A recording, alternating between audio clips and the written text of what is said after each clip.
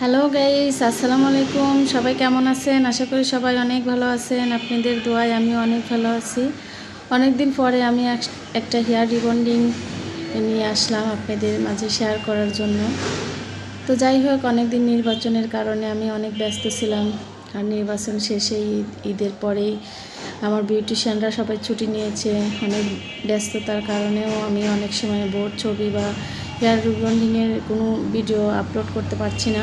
যাই হোক, দীর্ঘ 2-3 দিন হলো আমার ছেলেটা অনেক অসুস্থ ছিল, ডায়রিয়া হয়েছিল, হাসপাতালে ভর্তি ছিলাম।